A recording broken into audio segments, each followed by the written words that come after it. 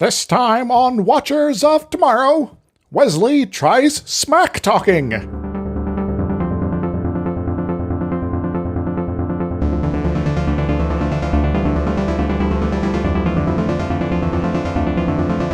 everyone, welcome to Watchers of Tomorrow, the sci-fi review and critique show that might be some sort of test. My name is Gep, and I'm joined as always by my friend and co-host Dr. Isix. Hi! And we've gotten back to Star Trek after a little movie hiatus, and now we have the test episode that nothing else happens in. You probably don't remember that. Actually, I remember both of these things as episodes, but I didn't remember them being in the same episode because they have nothing to do with one another. We have an A plot and a B plot that could also be reversed. Yeah. Yeah. They are given kind of equal time, but for no reason, because one has some things happening and one has nothing happening. Indeed. Well, I guess they're both trying to be character studies after a fashion. Not well, but yeah. Just a very different sort of focuses and, reasons. Yeah. So this is the episode called Coming of Age, where Wesley takes a test. It's a Wesley episode. It's one of the Wesley episodes. He's less insufferable. It's one of the better Wesley episodes of the early seasons. Indeed. But largely because he's just doing school stuff like a normal teenager. Yeah, he's being a teenager, it's like, okay, it's time to take the Starfleet equivalent of the ASVAB or SATs here. So I guess I'm going to do that and, interact with the other people doing that. Hooray!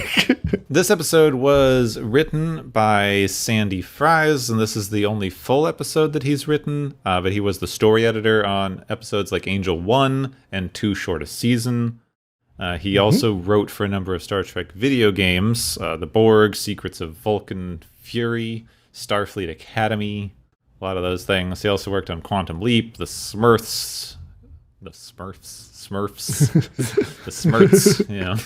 Thundercats, Tom and Jerry Kids Show, Eek the Cat, and of course the most outrageous option, Gem.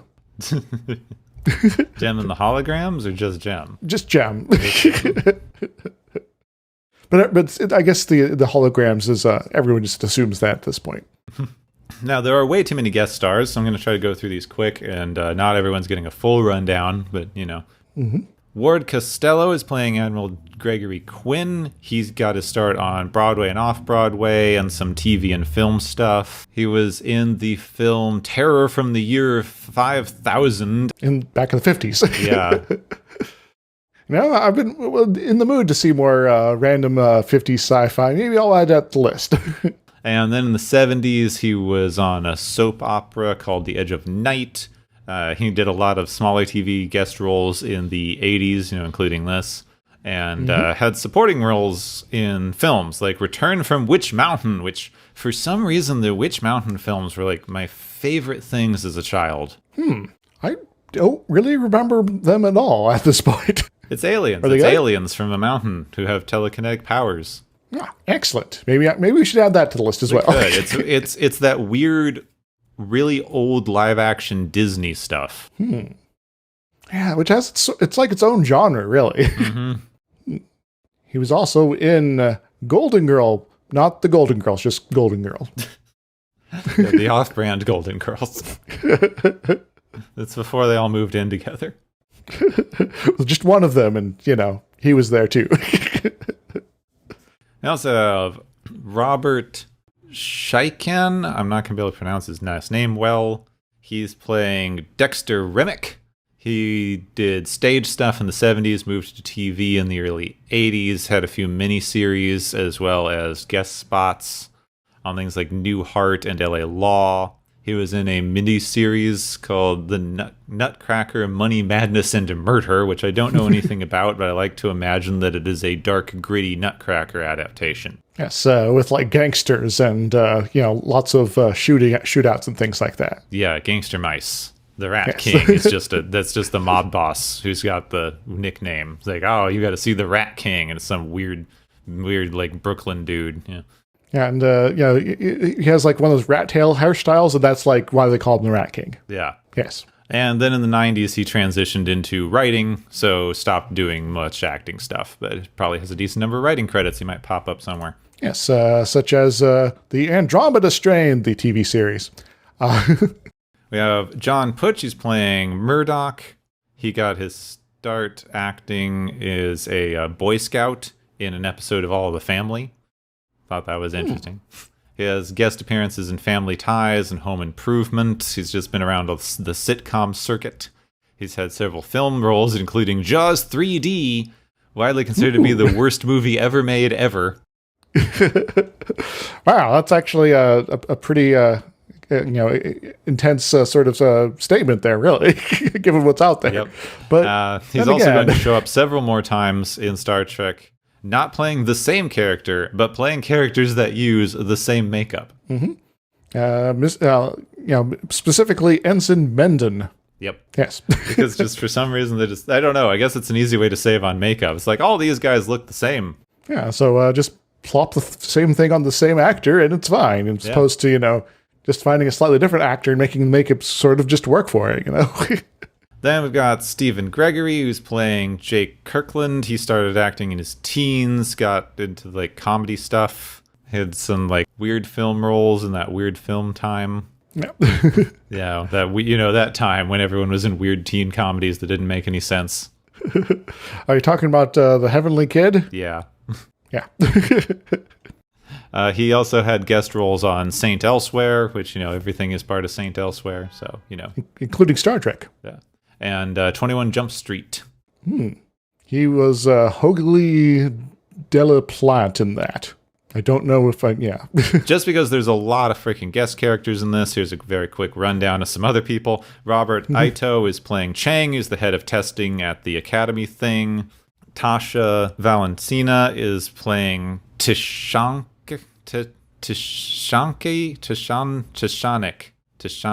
Vulcan. I believe it's Tasia Velaneza who's playing Tishanik. Okay. Yes. Tishanik. Reading through these too fast. And S.D. Chandler is playing Oleana, who's just a flirty Earth girl. Mm-hmm. And of course, the rest of our TNG cast are playing their normal roles as guest stars. I mean, what? Yeah, because this is the Wesley show. So, okay. That's it. There's too many guest stars. That's the rundown. You good? Yes, everyone's good. Yeah, and they have 1.5 extra sets, and that's it. So yeah.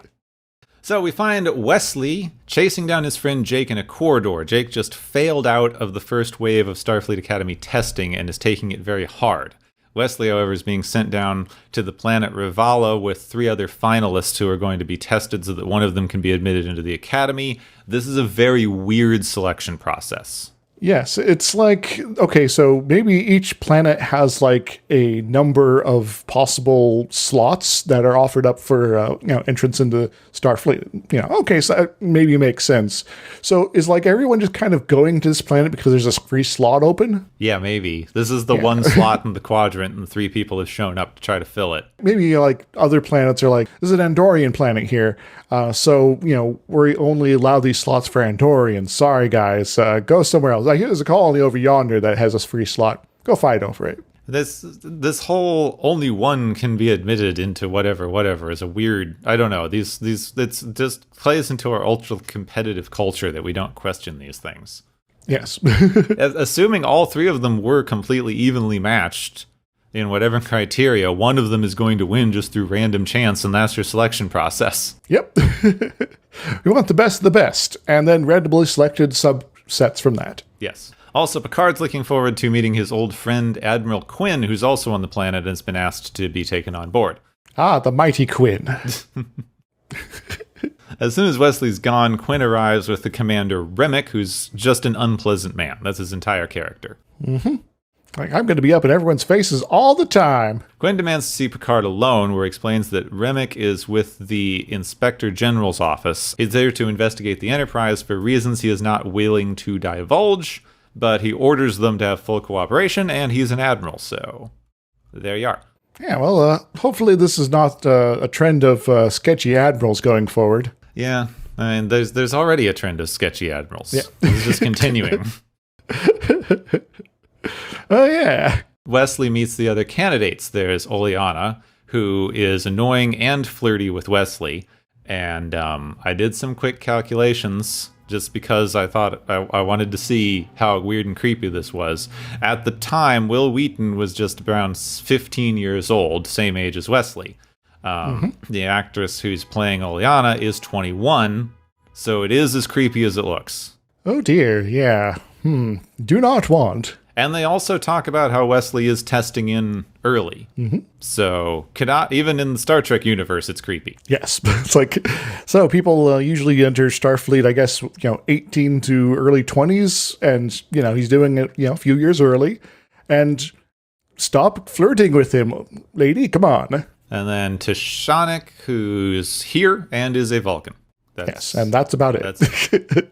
And Murdoch, who's apparently famous, but not in Starfleet. Yes, he's come up with some cool thing, and everyone knows him for it, but, we're not really going to explain what it is, just that there's a cool thing. Yeah, it's a thing. It's a neat thing. He's some sort of genius or some such. Yeah. They're joined by Chang, who is the administrating testing officer. 4 students enter, only 1 will leave. Yes. He seems to have an overall pretty easy job, honestly. He really does, yeah. Though who knows how much behind-the-scenes stuff goes into this stupid thing. Yes. There's some stuff later that's... So on the ship, Remick is just hanging around, looking over everyone's shoulders, making them nervous.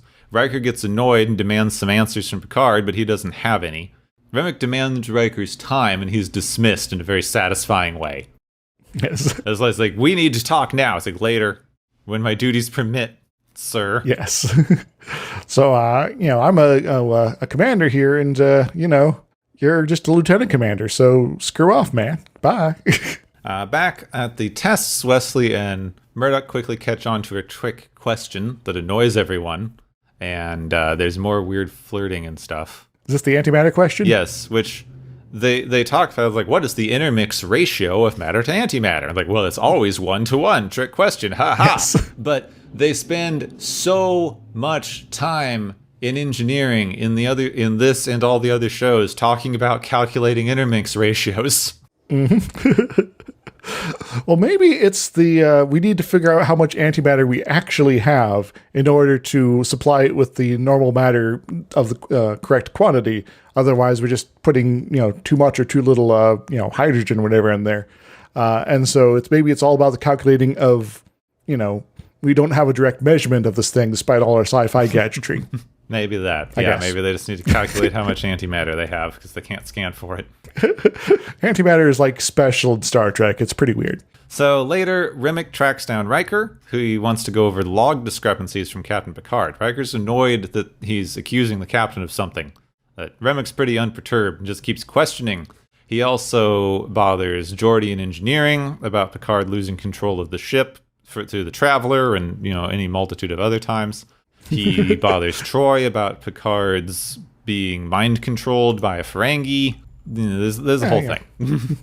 Yeah, that technically counts as a mental lapse, but it really, wasn't like, has an internal mental disparity going on here. This is alien device kind of alien. It happens for Starfleet here. Come on, guy. Well, they could have done something kind of interesting with this because...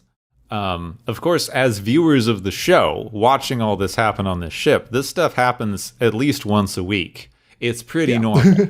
But we actually don't really know how normal it is in the rest of the fleet. Like, is everyone else just doing very boring, mundane star mapping and scanning jobs, and the Enterprise is getting infested by alien mind parasites every other day?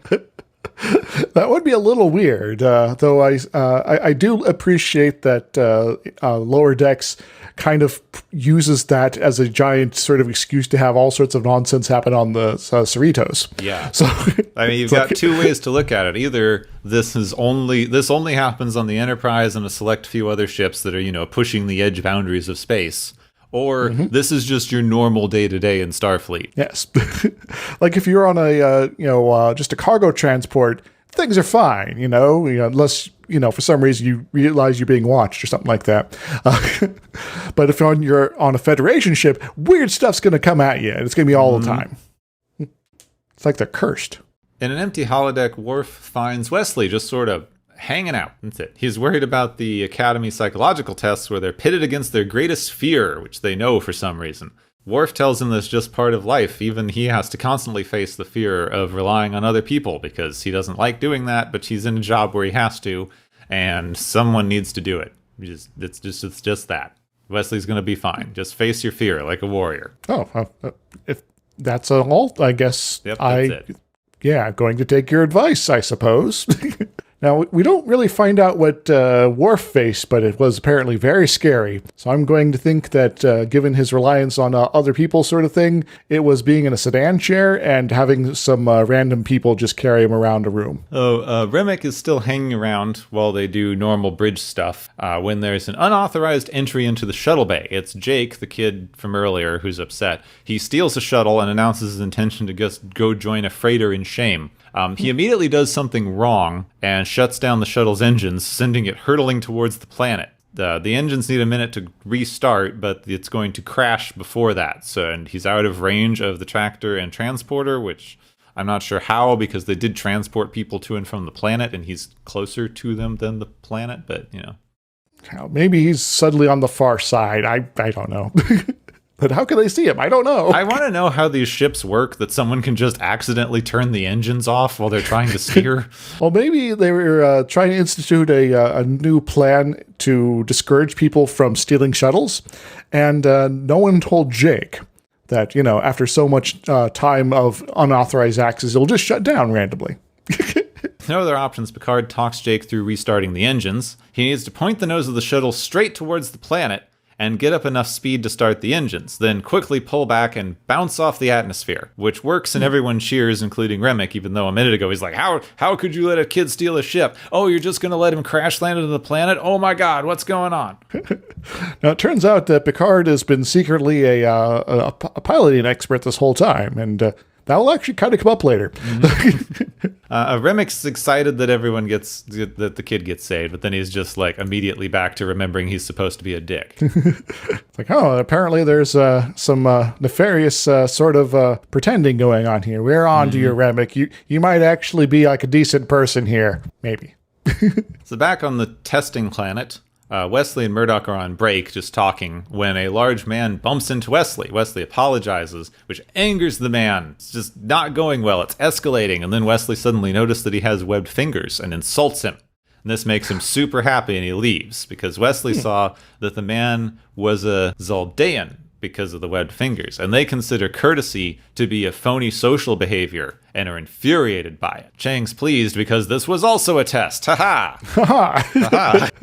So, what do you think about that, Murdoch?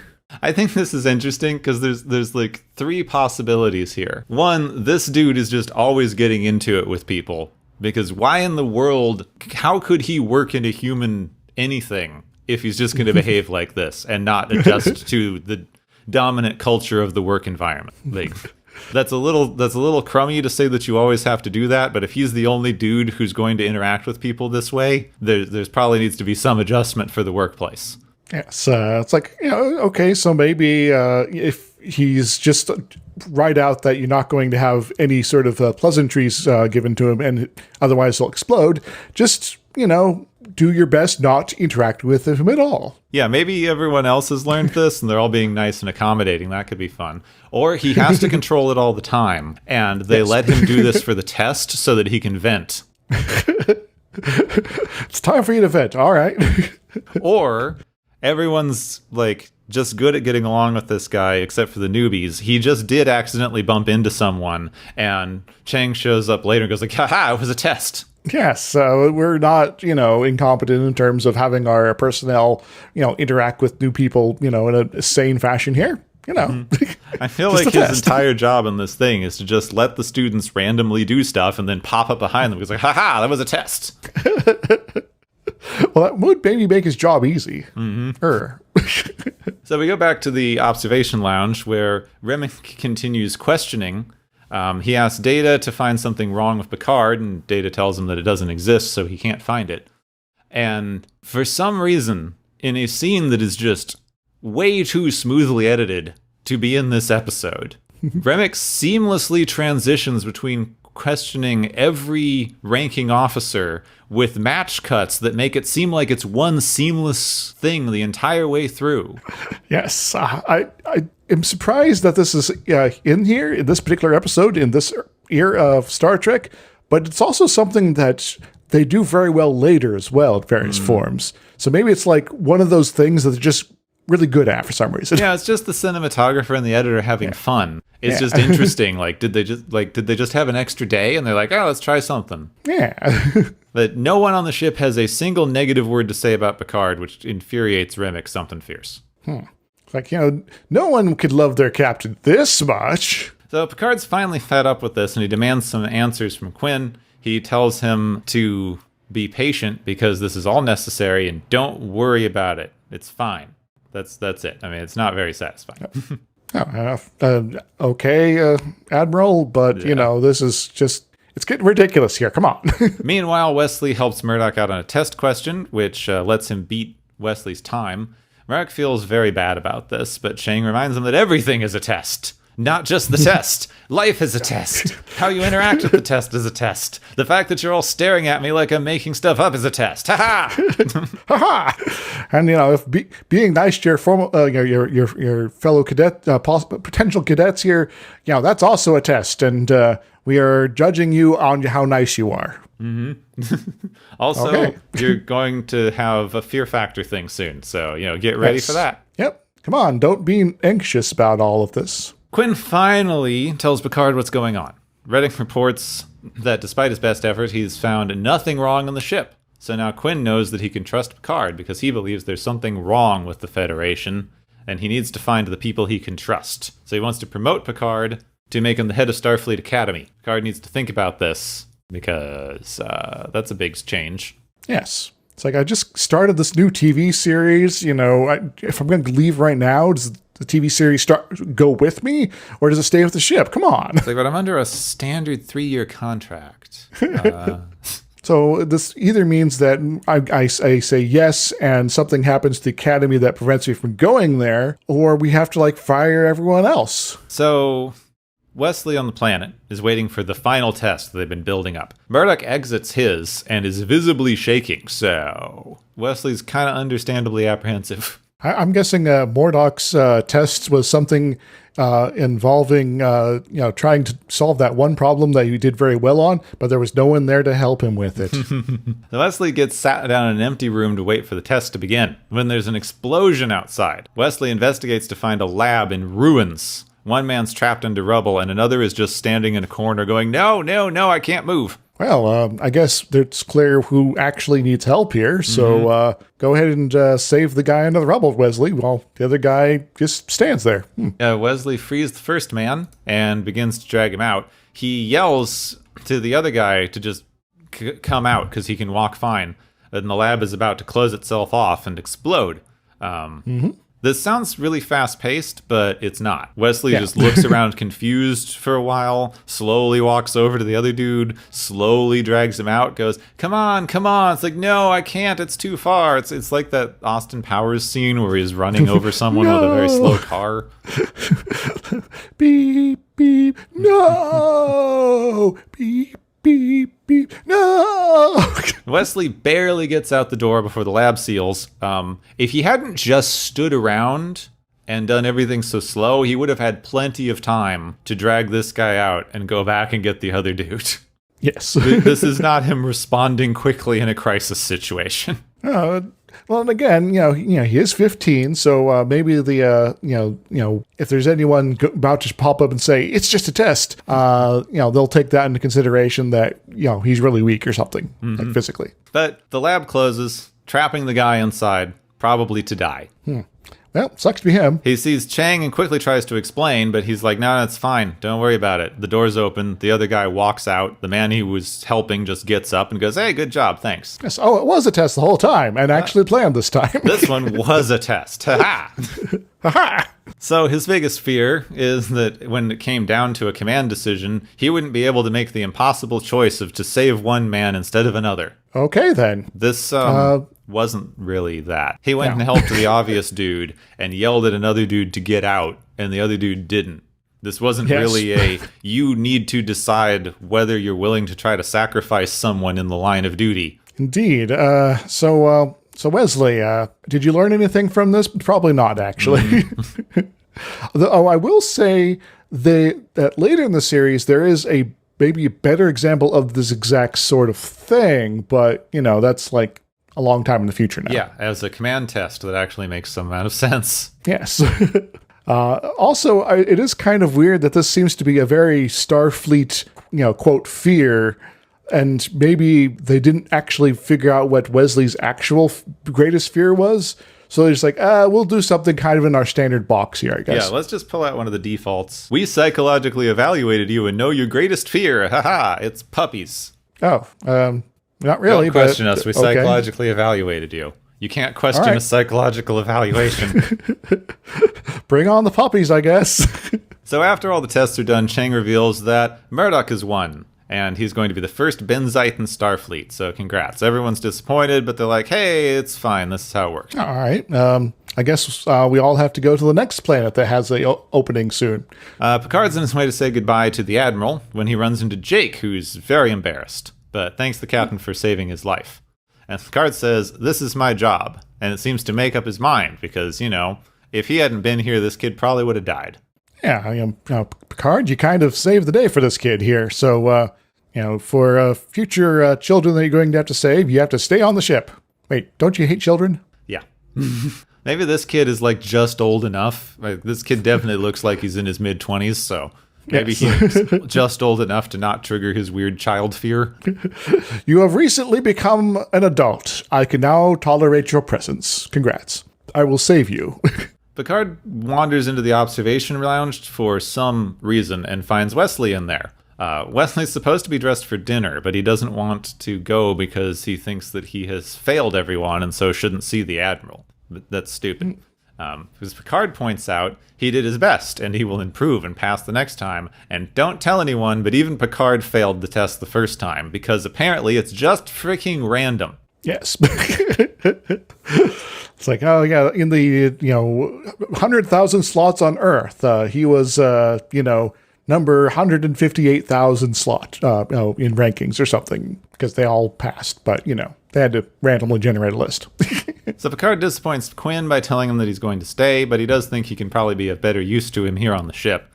Quinn thinks that he may be seeing conspiracies everywhere because he's just been in politics too long. So maybe this whole thing was pointless. Yeah, but, conspiracies and politics, they tend to go hand in hand in some environments. So I guess, we just have to put up with this being part of the Federation from here on now. And then back on the bridge, Wesley's at the helm, and they're all happy to have him still there, and they move on to their next mission. Hooray! Let's fly away into deep space and never worry about these events ever again. Yeah. So what did you think? This is such a weird episode. I thought it was generally okay.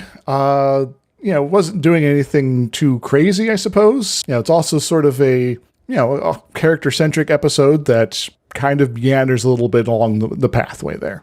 It's doing some slightly interesting things. It's not setting up either of its stories very well. Not really, no. The Wesley test arc is Wesley doing school like a teenager, so that's something. And it's kind of a fun... See, it's continuing this weird sort of fantasy that this show has, which, beyond it being an exploration of sci-fi ideas or asking moral questions, one of the main appeals of this show, specifically Next Generation, is the myth of the ideal work environment. This is a nice, comfortable place where everyone gets along, is doing a meaningful job they enjoy, and gets to spend time with a bunch of other people who are doing that and get along in a very nice, professional manner. Yeah, everything's great. No one gets on each other's nerves, and, there's no dissent among the ranks because everyone's just feeling happy. You could even say everything is awesome. And this testing thing is basically an extension of that into the way that we think about school. Because the testing and stuff it's all standard testing. They're doing the testing, but it's all more interesting stuff to us. It's space travel and sci-fi gibberish. but it's also the teacher is just looking at you as a complete and total being. It's like the score that you get on the test is just as important as the way that you took time out to help a fellow student or whatever. Like, it's instead of, why are you talking during a test? I'm sending you to detention now. You inconvenience me. It's like, yeah, I don't remember in the when I took the any standardized tests in late high school, being allowed to sort of discuss the answers with my peers, because that's not really how we do those sorts of tests. It's like, yeah, this is going to be something that helps determine your future going forward, where you're going to get placed in terms of colleges and all that sort of thing, and university options going forward, and then you'll get to do this again if you go to grad school, all of that is a very sort of way it's done in our current day, but here this is a what if that, but you could actually like learn to get along with your peers along the way. And then who wouldn't on some level like to have an institution that knows you well enough to just give you a practical exam on how well you face your greatest fear? Yeah.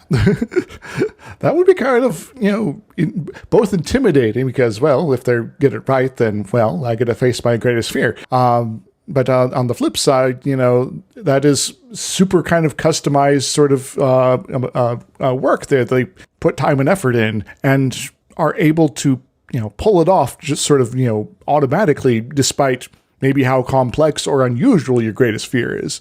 So, that's like they put a lot of effort in here, and that's not really something we ever see in the modern day here. Yeah, regardless of how much you personally want to face your greatest fear, everyone kind of wants to know, right? Like, if you could take whatever exam and someone knew your greatest fear and then they could see whether you can stand up to it, everyone kind of does want to know how they would react to that on some level. But yeah, you're right. This is like the opposite of a standardized test.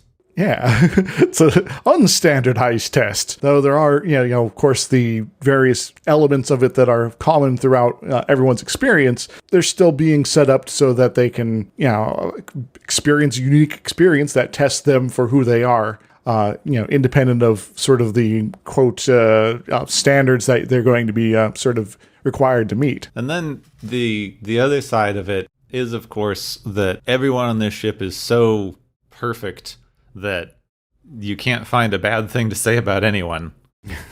Like, Captain Picard is the perfect captain. Nothing could possibly go wrong. No one could say a negative word about him in any regard, and that's just how he's trustworthy in a possible conspiracy situation. Yeah, everyone that he works with constantly loves him forever. Wait a second, what if that's the conspiracy? Starfleet captains have been using mind control over their subordinates in order to have perfectly working ships. Yeah. And this is such a bad, everyone knows where this is going by now because it's fairly famous setup for other episodes. I'm not going to get into that yet. We'll get there. But yes. It is just such bad. It's such bad foreshadowing, isn't it? I would kind of love if there had been like a fake out episode between this and future episode that we'll be doing pretty soon here. There was some sort of conspiracy. Oh, but it was only just this one ship. All right, so that stuff Admiral Quinn was warning about, maybe it's, been now dealt with. Hooray! And then, other stuff happens. But overall, I mean, that's most of it. There's no overarching theme particularly. There's a where do you belong sort of arc going with Picard and Wesley. There's as long as you try your best, it's fine. Don't be too disappointed, which is also interesting given how much they've set up what should be an ultra competitive environment. Indeed. It's like, yes, you're all top of the line, best of the best sort of, super brain folks here, and you're going up against each other, and good luck, because only one of you gets to pass. No matter how good you go, you might be down to the pick of the draw there, random numbers. You never know. And if you ever slip up once, well, too bad. So what if your biggest fear is competitiveness? It's like, well, we were going to have a special section for you, but, you've already kind of faced your greatest fear being here in the first place. So, here, have some cake. Is this part of the test? No, we just had cake left over from someone's birthday party. But maybe for everyone living Picard on the Enterprise, though, maybe there was something going on just off screen that none of us observed. That maybe it was a special holiday. Captain Picard Day. Wasn't that a while back? Didn't they already have that one? Or was that coming up? I can't remember now. That's actually a ways off of the future. Oh, you're right. Yeah. Ugh. I've been seeing it in so many memes. I'm getting confused. Yeah, it's I think it's like season 6 or 7, somewhere around there, maybe. I can't really tell, given this episode, like how competitive this is supposed to be, because they're pitting them all against each other, but then they praise Wesley's cooperation, but then they're very unclear of how that actually factors into things score-wise. Indeed. So maybe there's this apparent veneer of customization for the individual test takers and things like that, but what if all of that is actually just that, only a surface level sort of thing? That there is actually, 100% standardized tests going on here, but they are trying to set it up so those who take it don't perceive it as such. I mean, that could be more interesting at least. Yeah. Still beats sitting down in a room with a bubble sheet. Yes. It would be some way to sort of, I guess, short circuit people trying to get special, tutors and answer sheets beforehand. So you can get this sort of, it's like, oh, it's going to be different for everyone. So, there's no point in trying to study other than just being a generalist in terms of your studies there. So, don't worry about it. Which I guess would discourage cheating, but also discourage the market for tutors. This just got me thinking about it because, there's so little else in the episode overall, because it's spending so much time setting up other stuff that doesn't pay off for a while and only sort of does anyway. Mm-hmm. But it got me thinking about this thing because a while back I sort of remember the thing. I've looked up a couple of small things before. But there's a author and lecturer education theorist called Alfie Kohn, who writes a bunch of education books. And one of the ones that kind of got a little bit of controversy was released kind of near the same time as this episode, actually, a few years before, is called No Contest: The Case Against Competition. And a lot of his thing in it is basically we accept competition as an idea. Like, competition is supposed to be great. It's supposed to drive everyone to their best. It's the only way to succeed, etc., etc. We have a very large strain of that through American culture overall. But the idea that someone has to lose and someone has to win, and it's like just the natural order of things, it's pretty bad for people. And it's been proved to be pretty bad for people. We have multiple studies that are cited in here that are, it whittles down self-esteem in children. It makes people psychologically dependent on external praise for motivation. Like, they have to win and be told that they won by an external motivator. It kind of eliminates intrinsic motivation, which is, your own personal drive to do something, as opposed to extrinsic motivation, which is someone is giving you a reward for doing something. Indeed. And as someone with a history of doing well on standardized tests and anxiety, once I've left that part of my life behind, maybe there's a point to that, yeah. There's also a lot of research that shows that competition in the workplace, as much as we go like, oh, it drives everyone to their best, it massively undermines productivity. Yep. So we're trying to drive ourselves to our most productive, and it's just going to wear us out, and all at the same time because we're all competing against each other. Yeah, you tell people that they have to be hostile to one another because anyone else succeeding is a detriment to yourself. It sets up this idea that success is exclusion. Success is exclusive. One person succeeding means other people failed, which is a strange notion if you actually think about it, because there's no particular reason for that unless you set it up specifically to be that way. If you say this is a contest, only one person can win, then yes, one person winning means no one else does. But in most real world contexts, let's say, if everyone was working together to complete a project and it's finished and everyone gets to reap the benefits of its completion, in what way did any one of those people succeeding prevent anyone else from succeeding? It's like, oh, it's not like, if we actually cooperate, we can accomplish things more efficiently, faster, and be less stressed at the end. And in this particular setup, we can actually all benefit. Hooray! That sounds like a wonderful plan. Yeah, so it's self-destructive, especially in a collaborative environment, which is, all of human society. Yes, surprise!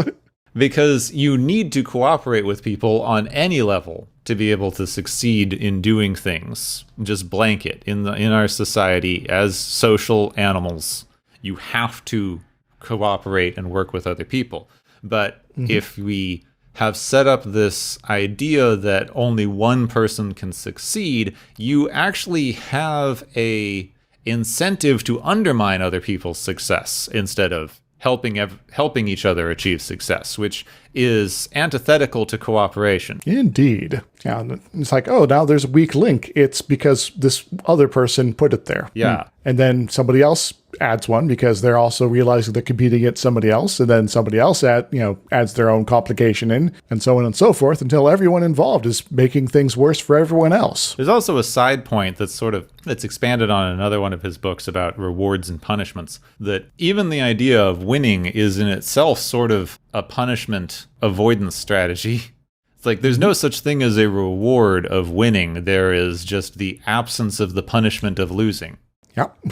And even if you're given an actual tangible reward, like a prize or whatever, the thing that you have by losing the thing is not getting that. You're punished for not winning because you did not get the reward. So you can't really even just say, well, we're only rewarding excellence, because you're also punishing those who did not achieve what you wanted them to. And, some folks is like, well, that's why we have participation trophies and things like that. But that's also kind of a punishment in a way, because now it's like, yeah, you didn't do good enough to get the real thing, so we're going to sort of extra emphasize this in our actions. Well, a participation trophy, one, there's very little evidence that this was actually ever a widespread implemented thing. It was mostly a weird rumor. Yeah. Well, I did get one for, I think it was a T-ball, but, that was ages ago. But it's not a rework of the system of competition. It's a weird side thing. It's a weird misunderstanding of the entire event, really. You're saying that the thing that everyone wants out of competition is the trophy, so if we just give everyone the trophy but keep the competition, we've fixed it. Indeed. Which is a little silly. It's very silly. Though, again, most of that was a myth. It happened a few times, and everyone freaked out about it like it was widely implemented as a frickin' like mandate amongst schools or something. No, it's like happens once, and then someone mentions it's to somebody else at a different location who didn't have it. And they're like, wait, is this a thing that's happening here? I'm going to assume it is. So again, it's a little unclear how much they're actually competing against each other in this, or are encouraged to be. But there is still some level of competition in the fact that you have 4 students and only one of them can succeed, no matter how well any of them do. There's not a grade cutoff or anything. There's not a score that you are all trying to achieve. One person will get to go and no one else will. Yes, it's effectively graded on a curve. Yeah, it's completely graded on a curve. It's graded on a weird curve. It's also an obfuscated curve. Yes. Though apparently no one cares, because, if this was in a modern thing, the one girl is exactly the kind of person who would be like, no, I want to see the scores. Show me the breakdown. I think you got something wrong. I've gone to graduate school. I've been a teaching assistant. I've run into students like that a few times, and generally I could be like, all right, yeah, I can show you sort of the general breakdown of why your particular score is this out of the total here, and then show you the statistics for the overall class. I can't show you other students' individual work here, but yeah, this all makes sense given all the pieces of data available that I can share. So, sorry, it's kind of just how our system got set up here, and I'm as much of a cog of the system as you are here. Sorry. So I guess overall we can show through this that they have developed some sort of enlightened idea about failure, because none of them question the results or get really mad about it, and they're all genuinely happy for the guy who got to go through. But also, we haven't gotten rid of this intense testing thing that we have now, because the one kid was so worried that failing the entrance exam had ruined his entire life that he stole a shuttle and was going to run away from home. Yes. That's a bit of a reaction there, yeah. Though I do kind of wonder about some things here. What if... So Jake, we don't really know anything about his family. He's just apparently, a late teen, early 20s person who is happens to be on the ship, probably with family that works in Starfleet. Okay. But his family does not appear to be the chief medical officer of the ship. See where I'm going with this, Kepwin? Yeah, are you talking nepotism? Yep. Surprise, surprise, in our current system in the United States, at the very least, there is various forms of unfair, sort of aspects to admissions into, higher education, work places, etc., and nepotism is one of them. There is, of course, the wealthy donor sort of aspect of private colleges and sometimes public ones, where it's like, oh, we're going to buy you a building, and my young kid here is going to be going to college in a couple years, so remember that, admissions board. And there's, of course, it's like, okay, so we're all good to get into the school we want here, or at least we want for our kid, but, we need to make sure that they're actually going to, say, not totally bomb the SAT. So we're going to get a whole bunch of tutors here, say the chief engineer of a starship or something like that, and all the command staff to help out and make sure that little one here is going to have the best education going forward. And, that seems totally fair. Don't you think, Gepwin? Yeah, I mean, it's the only way that it can work, right? If you can afford all the best things, then you can pull yourself up by your bootstraps, etc. Exactly, and it's the person that doesn't have that, well, they should have just gotten themselves a nice high-ranking position on the flagship of the fleet, and everything would have been great, right? Yeah, people are just afraid to work hard. So, of course, this sort of sarcastic statement here is brought to you by the unfortunate realities that we live in. There's effectively like a massive market out there for wealthy folks who really want to make sure that their kids have the right accreditation / background before they enter the workforce, so that they can make sure that they too will be able to get high-paying jobs wherever they like. And so, there's been massive bribery scandals, test cheating rackets, all sorts of things that have come up, even just in the last couple decades here, that basically shows that, yeah, this is going on, and we might only be seeing the tip of the iceberg in terms of what's all going on there. So, that kind of sucks. And I guess it's sort of maybe an important thing to remember that when you have intense competition like this, that there is going to be some percentage of people that are straight up cheating. So please don't let yourself be fully defined by how well you're doing on a standardized test. I think the thing, too, Jake's story arc in this demonstrates a way that any sci-fi television is going to, at some level, fail because it needs to be okayed by higher-ups and sold. Mm-hmm. We aren't examining this in any particular way in this episode. We've set up a society without scarcity that should have gotten rid of a lot of this stuff. Indeed. But because this story trope is something that makes sense to us as modern viewers, that the kid would be upset that he didn't get into college, it makes sense to put it in as a story trope. But completely unexamined, it sets up a lot of things. Like, why is this still a thing? Why can failing one test ruin your entire life? Why is that still something that we're okay with? Like, we as a society now need to start being able to question those things, and we're not examining that in a proper way here in order to be able to ask questions like, why does failing a test when you're a dumb 17-year-old who doesn't know why they should be studying for the thing mean that you have ruined your entire life? Why are we okay with that? Well, there is maybe part of it in that we kind of don't respect teenagers. I know that, that's maybe a bit of a trope or cliche in of itself, that, teenagers don't respect us back, so it's fair, right? No, we should actually try to treat people that are coming into their own as adults like human beings, and that would be a nice thing to do sometimes. Well, I think it goes a little deeper than respect or not, too, because it's all plays into our meritocracy mythos. Mm-hmm.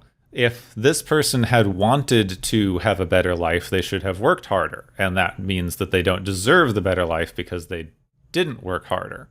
But that's something that we don't question very much, but we really should be why, regardless of why someone can't work harder, whether they are physically unable to, whether socioeconomically it's more difficult for them, whether they just don't frickin' want to.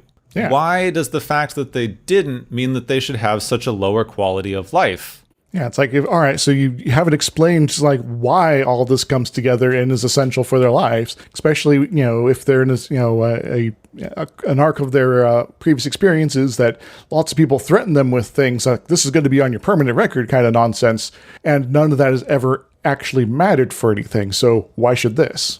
And just, even in all the stuff that you were talking about, the cheating, not only does it mean not everyone's playing on an even field for our supposed competition, but all of that would be completely unnecessary if we didn't have this overarching idea that, yes, not going to the right college does mean that we are okay with you potentially starving to death later on.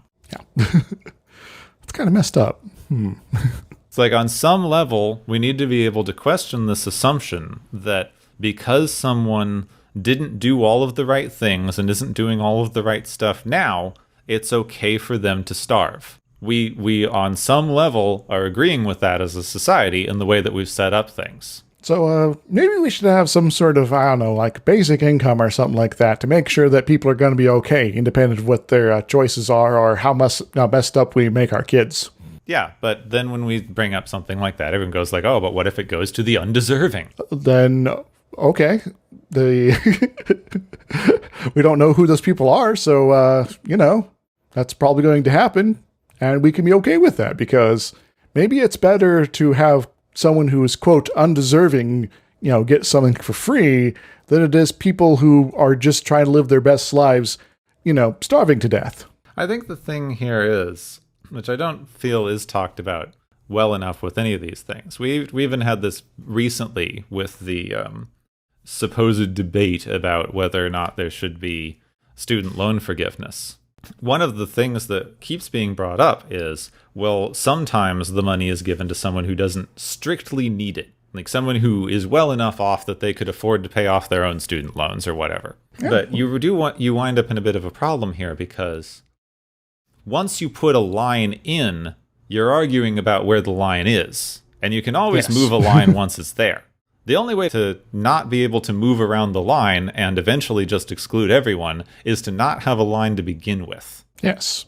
And that's the whole theory we're working on. That's the whole democratic idea. If we say you get a universal income, everyone gets it because everyone paid in and everyone gets to take out. That's the whole idea. Yeah, so it's, instead of there being, a group that, quote, doesn't deserve it, what if everybody does? Yeah, I don't care. Yeah. I really don't care if the multi-billionaire's kid gets an extra couple $1,000s a year if it means that everyone else does.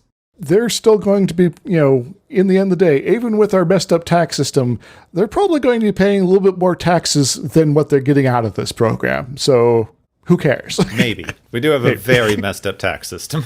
All right, let's fix that too. But yeah, it's a pittance, though, in terms of how money is being sort of distributed here. Way more money is going to people that are not billionaires, and that's a good thing. Instead of right now, where all of the money is going to people who are billionaires anyway.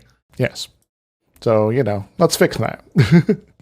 Billionaires are going to billionaire, so why don't we just have something that helps everyone else? I know, it's always interesting on that argument when people go oh, but a rich person might get the tax money. It's they're doing that now. You don't have a problem with how much money is going to them now. Exactly.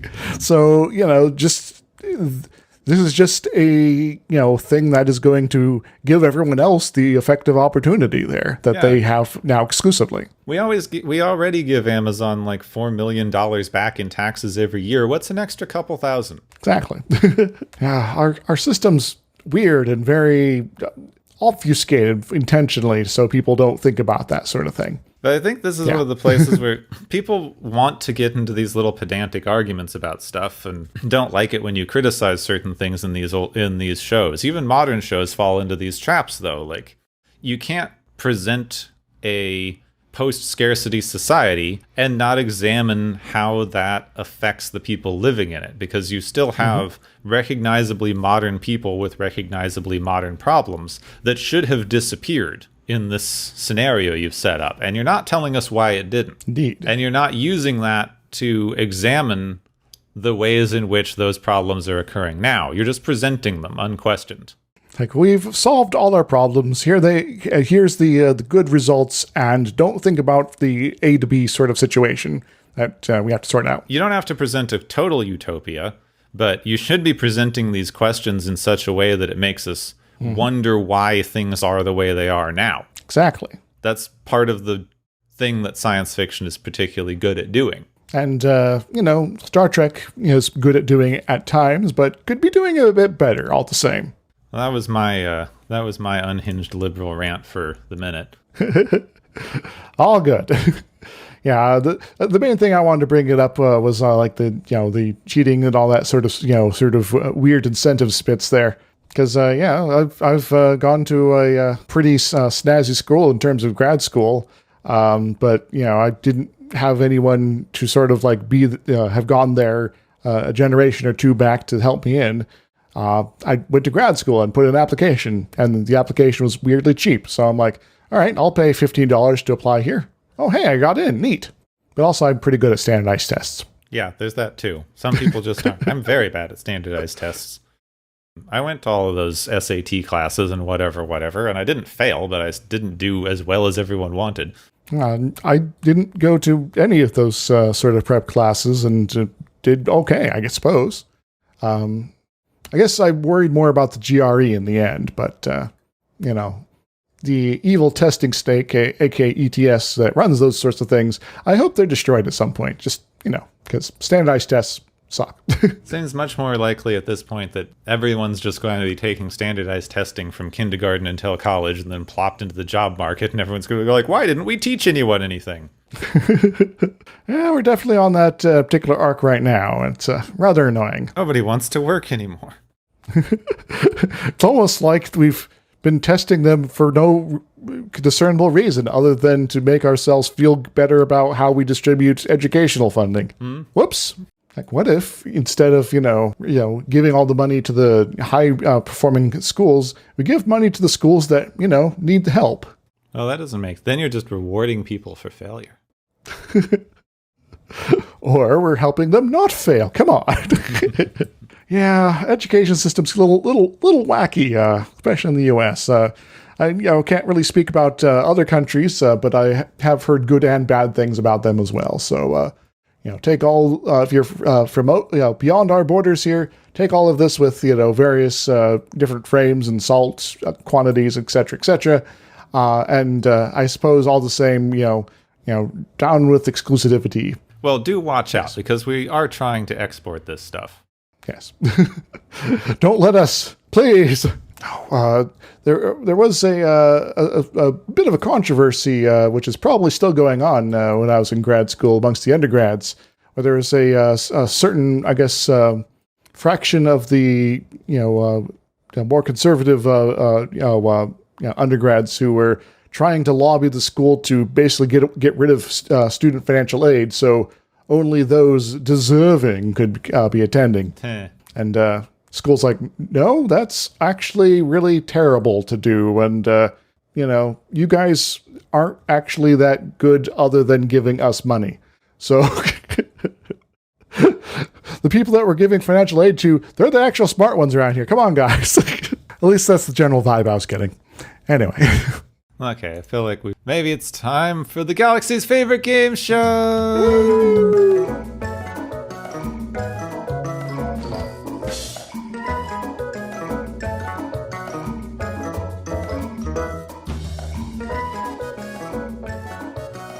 Hey everybody, welcome to the Galaxy's favorite game show. You're all looking quite beautiful today, and our various contestants, they're looking quite beautiful today, and not full of weird bluegill parasites at all, for sure. Yes.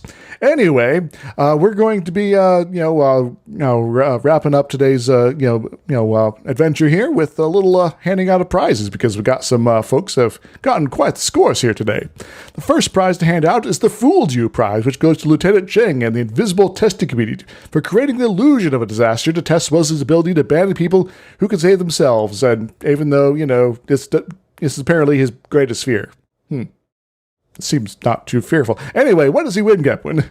Lieutenant Chang wins a test. Well, how you walked down the hallway to get here was a test. This question was a test. The way that you asked it was a test. The fact that you're listening to this answer is a test. Dun dun dun. This is only a test of the emergency Lieutenant Chang broadcasting system. This is only a test.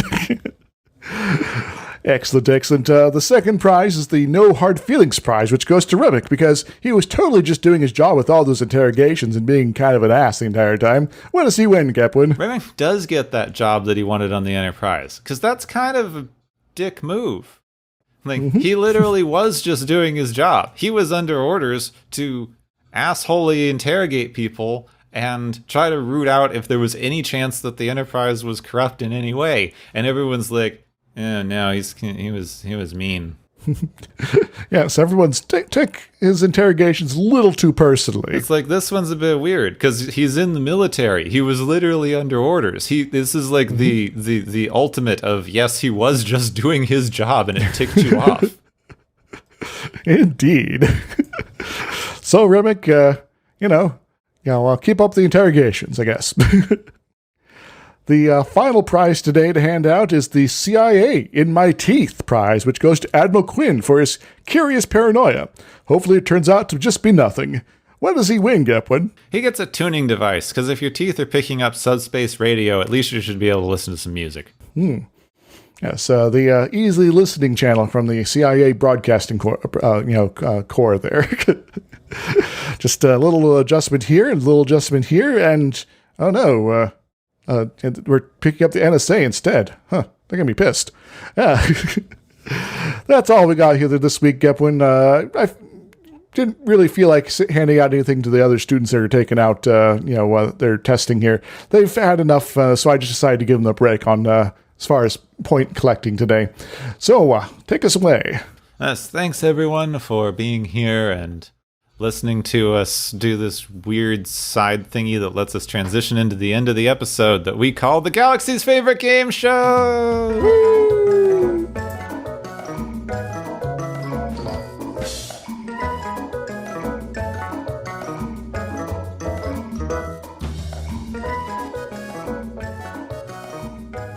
So, do you like Klingons? I do like Klingons. And we get to see some more of the new Klingons. Yes, with the crazy hair and the armor and all that sort of stuff here. Yeah. So far, we haven't actually seen a lot of Klingon stuff. It got redefined for the movies. We did the new makeup for TNG in the movies. And we've got the new, samurai-inspired armor and stuff. But Next Generation at some points really does become the Klingon show. And this is going to be the first time we get that. Of course, the thread does continue a bit through DS9 in various, ways, especially in that one season. But, TNG, definitely the Klingon show, where we actually, have plots and developments, and, not everything's episodic constantly. It's a little strange. So, this is going to be Heart of Glory next time, which is when 3 Klingons show up and Worf has to go talk to other Klingons about being Klingon. It's one of the first times we've seen Worf interact with other Klingons. Mm-hmm. And we begin to get some insight into just how much of a nerd Worf kind of is. Yeah. He's heard about his culture and learned about it and done all sorts of crazy stuff, sort of, get steeped in it, but he hasn't had much personal, sort of exposure to it, oddly enough, despite being in Starfleet for a while now. And so this sort of starts upping that percentage by having him meet some hardcore Klingons being Klingons. I do think it's going to be really interesting to get to talk about Worf and his character arcs through the show, because people don't give him enough credit as being written for the character that he is, as this, like, raised out of your own culture sort of character. He's just sort of taken for granted, and then when he interacts with other Klingons, you get this very interesting sense of what it meant to grow up outside of your culture and have to sort of construct it after the fact. Indeed. How much of what you've heard is actually put into practice, and how much of the practice is not necessarily something that you've heard of before. Yeah, but we're going to get into more of that. This sets up some of the Klingon cultural stuff that we later ignore. Has this weird cultural tension of the new Klingons that is mostly ignored, and introduces some new Klingons who we will probably not see again. Yeah, generally. But, that's fine. We can't keep running into the same people over and over again forever, because space is really big. So sometimes, one-off Klingons are fine. I mean, we are going to run into the same person over and over and over, just maybe not the Klingons. Yes. Damn it, Q. So yeah, next time we get some Klingons. So that'll be fun. Hooray, Klingons. Next time on Watchers of Tomorrow. Glory and honor. Dun dun dun dun dun dun dun dun dun dun dun dun.